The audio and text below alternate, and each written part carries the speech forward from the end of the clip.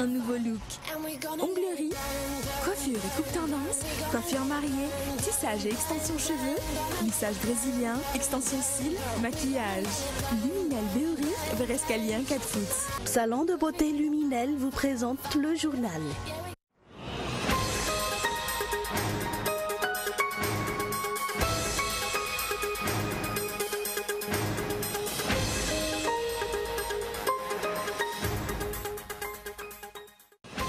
Les opérateurs sont déçus. La haute saison 2015 n'a pas fourni les résultats escomptés. La crise traversée par Air Madagascar en est la principale cause.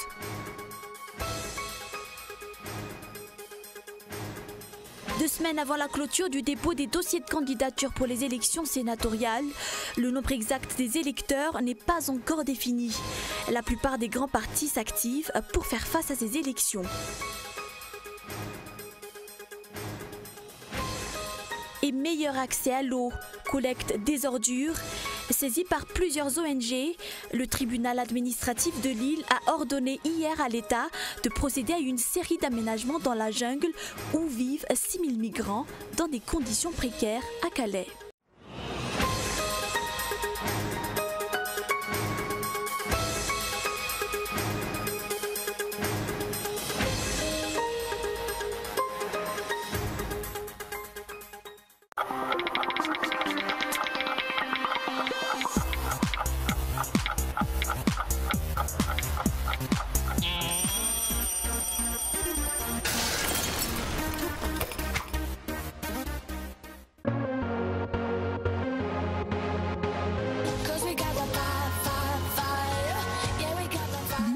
Un nouveau look. Onglerie, coiffure et coupe tendance, coiffure mariée, tissage et extension cheveux, lissage brésilien, extension cils, maquillage. Luminel Béori, Berescalien 4 foot. 034 01 816 59 033 11 859 98. Luminel, osez être la plus belle.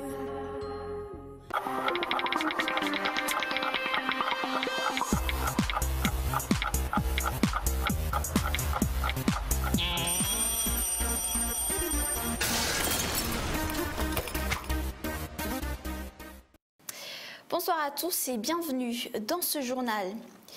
Les opérateurs sont déçus. La haute saison 2015 n'a pas fourni les résultats escomptés.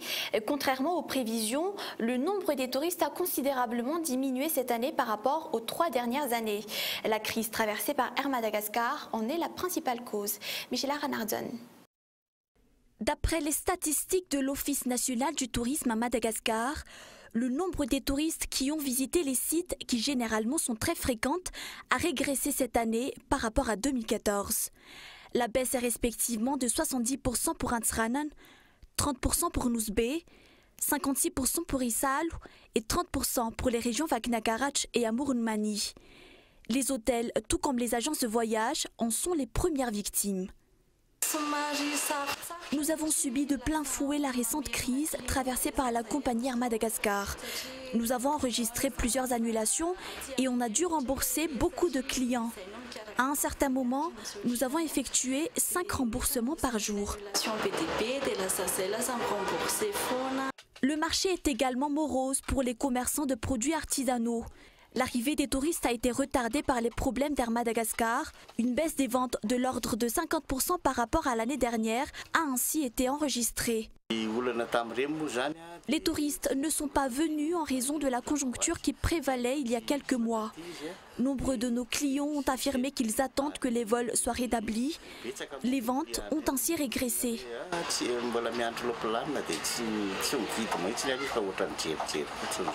Comparé aux 3 précédentes années, le nombre des touristes qui sont venus à Madagascar a considérablement diminué, passant de 260 000 en 2012, 199 000 en 2013, 220 000 en 2014 et seulement 150 000 cette année.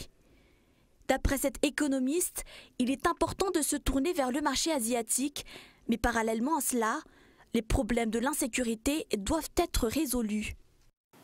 Et puis sur le plan politique, 2 semaines avant la clôture du dépôt des dossiers de candidature pour les élections sénatoriales, le nombre exact des électeurs n'est pas encore défini. Les nombres des conseillers élus dans certaines communes étant encore méconnus. Par ailleurs, si la plupart des grands partis s'activent pour faire face à ces élections, le team, lui, fait exception. Reportage. Le parti HVM a affirmé hier vouloir affronter seul les élections sénatoriales du 29 décembre prochain. Le team, quant à lui, ne priorise pas pour l'heure ces élections, d'après le député Guiri Franjenarsou.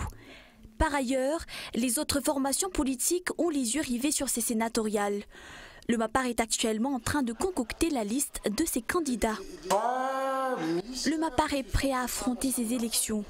Nous entamons actuellement des tractations et d'autres formations viennent nous voir pour une alliance. Chaque parti garde secret les noms de leurs candidats à ces élections. Des candidats qui doivent remplir certains critères pour pouvoir se présenter conformément à la loi organique 2015-007. Et la mise en marche de la centrale d'Antananjan irrite la population environnante. Depuis que les groupes électrogènes qui y sont installés ont été opérationnels, la population subit nuit et jour les nuisances sonores et les fumées qu'il engendre. Plusieurs plaintes ont ainsi été déposées auprès du Fungtan. Ce dernier prévoit d'interpeller les autorités sur ce problème. Gaëtan Gislav. Troubles du sommeil, problèmes respiratoires, stress, difficultés de concentration, notamment pour les élèves. Autant de conséquences générées par les bruits et les fumées émis par les groupes électrogènes récemment opérationnels à Antananjan. Ces groupes fonctionnent 24 heures sur 24 et la population doit ainsi supporter les nuisances sonores nuit et jour. Elle déplore cette situation. Ces groupes qui fonctionnent nuit et jour impactent sur notre santé. Nous souffrons de troubles du sommeil et les fumées arrivent jusqu'à nos poumons. La centrale thermique d'Antananjan, où 72 groupes sont en service, a été inaugurée le 24 octobre dernier. La société qui exploite ce site a signé un contrat de 3 ans avec l'État. Ce qui signifie que les 5280 habitants d'Antananjan doivent supporter les fumées et les bruits pendant encore 36 mois. Les plaintes concernant cette centrale affluent, ont affirmé les responsables du Fungtan et qui prévoient d'interpeller les autorités là-dessus. Nous envisageons de rapporter aux responsables les aspirations de la population qui subit à la fois le bruit mais également les fumées émanant de ces groupes.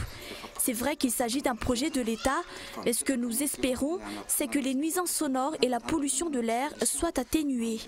Actuellement, seule une partie de ces groupes a été activée. Une fois qu'ils entreront tous en fonction, la pollution sonore augmentera. Ainsi, la population craint le pire. Reste à savoir si ces plaintes seront prises en considération par les autorités qui auraient d'ailleurs dû évaluer les conséquences avant de mettre en place cette centrale à Antananjan. Dans l'actualité également, les bas quartiers ont déjà les pieds dans l'eau. Alors que les premières pluies viennent de tomber ces derniers jours, certains quartiers de la capitale subissent déjà les montées des eaux. Des mesures urgentes doivent ainsi être prises étant donné que la saison des pluies s'étalera sur 4 mois. Cependant, ni la commune urbaine d'Antananarivo ni l'État ne semblent inquiétés de la situation, une situation que les habitants de certains quartiers comme celui d'Ambudensouch endurent depuis maintenant 15 ans. Dans Emilio. La saison des pluies vient juste de commencer et déjà les populations de certains quartiers de la capitale ont les pieds dans l'eau. Il s'agit notamment des bas quartiers comme Ambudensouch. La population s'attend à ce que les responsables viennent constater la réalité sur place. Les responsables actuels à la commune doivent effectuer des descentes pour constater la souffrance de la population des bas quartiers à chaque saison des pluies. Cela fait maintenant 15 ans qu'on vit cette situation, mais personne n'a pris en considération nos plaintes. Les récentes inondations restent gravées dans la mémoire des Tananariviens. Après ces événements, les habitants des bas quartiers ont espéré que des mesures concrètes soient prises par les autorités, mais en vain. Le canal d'Anjetan n'a par exemple pas encore été drainé alors que c'est un des facteurs qui a engendré les inondations en début d'année. La majorité de la population déplore par ailleurs que le curage des canaux n'ait pas été fait convenablement. La montée des eaux est inévitable si aucune mesure n'est prise. Nous avons effectué des requêtes à maintes reprises, mais aucune suite n'a été donnée. Les curages sont systématiques, seulement ils ne sont pas effectués comme il se doit. Durant la dernière saison des pluies, les inondations ont duré 10 jours dans la capitale. Plus de 49 000 sinistrés ont été dénombrés. La 5e édition du mois de la photo, événement majeur consacré à la photographie, a ouvert ses portes à l'Alliance française d'Indavamambe. Plus de 30 photos y seront exposées jusqu'au 28 novembre prochain. Une exposition qui retrace en général le changement climatique et les moyens avec lesquels Madagascar y fait face. Outre les ateliers ou encore les formations, les séries d'expositions figurent au programme.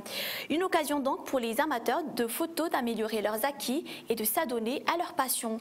D'ailleurs, des pratiques à travers des randonnées photos y seront également proposées. Et puis notons que plusieurs associations de photographes participent également à ce mois de la photo.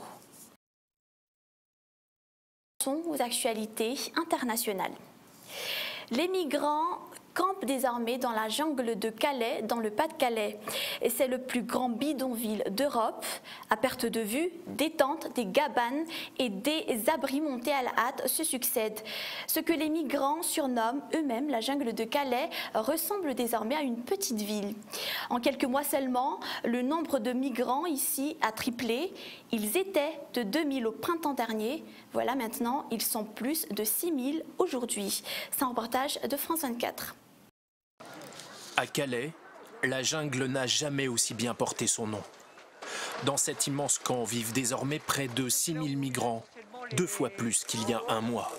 Face à une crise sanitaire d'urgence, la justice vient d'ordonner à l'État l'aménagement du site.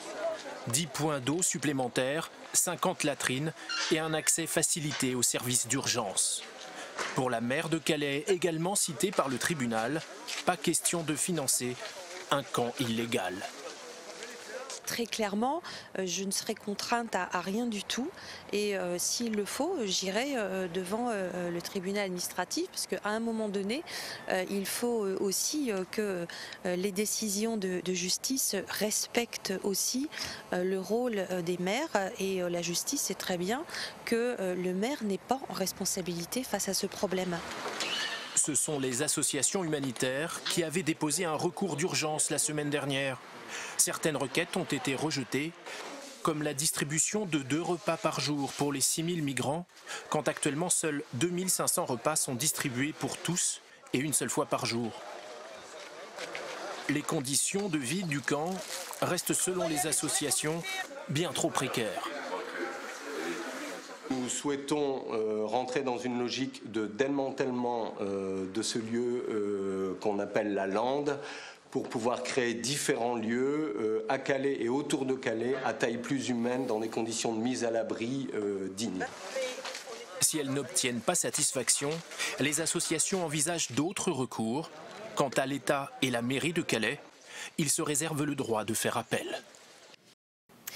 Autour de Porsche, cette fois-ci, de se retrouver entraîné dans le scandale Volkswagen, sa maison mère. Hier, l'agence américaine de protection de l'environnement a accusé le constructeur allemand d'avoir installé le logiciel pour frauder les tests d'émissions polluantes sur au moins un modèle de la célèbre marque de voitures de sport qui avait jusqu'à présent été épargné par les révélations. Le groupe reste aux États-Unis sous le coup d'une amende qui pourrait atteindre les 18 milliards de dollars. Le scandale a déjà coûté son siège au président de Volkswagen et des pertes abyssales en bourse au groupe. France 24. Les grands espaces de l'Ouest américain. Dans ses clips promotionnels, le groupe Volkswagen mettait la nature en avant. Mais derrière ces images, de nouveaux soupçons de triche à l'environnement apparaissent. C'est l'agence américaine de protection de l'environnement qui l'affirme. Le logiciel qui permettait de truquer le niveau d'émission aurait aussi été installé sur des véhicules des marques Porsche, Audi et sur le 4x4 Volkswagen Touareg. Tous sont équipés d'un moteur diesel de 3 litres. Jusqu'ici, seuls des modèles moins puissants étaient concernés. Volkswagen avait reconnu la triche, mais l'entreprise réfute en revanche ces nouvelles accusations dans ce communiqué publié hier soir. Aucun logiciel n'a été installé dans les moteurs V6 3 litres diesel pour modifier les données d'émission d'une manière qui serait interdite. Mais à Wolfsburg, au siège de l'entreprise, ces nouvelles informations sont très embarrassantes pour le nouveau patron Matthias Müller. Il était auparavant le directeur de la filiale Porsche. Si des véhicules de cette marque ont été concernés par la triche, il ne pouvait que difficilement l'ignorer.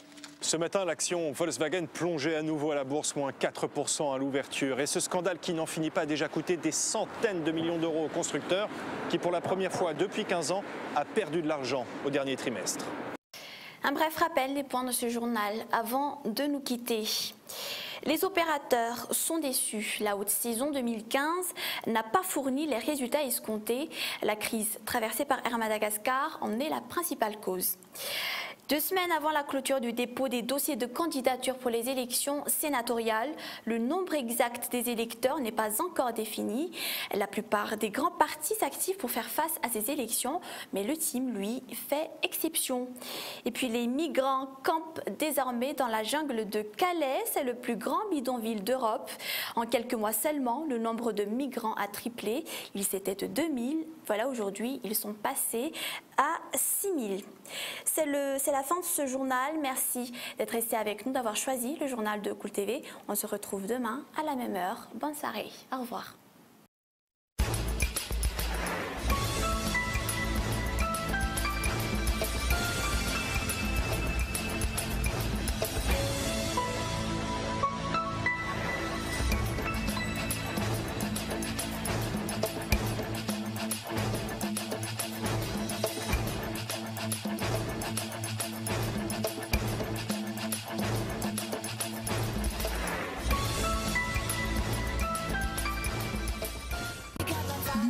Un nouveau look.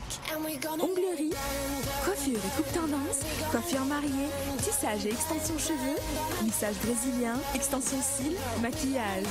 Luminel Béoric, Verescalien 4 foot. Le journal vous a été présenté par Salon de beauté Luminel.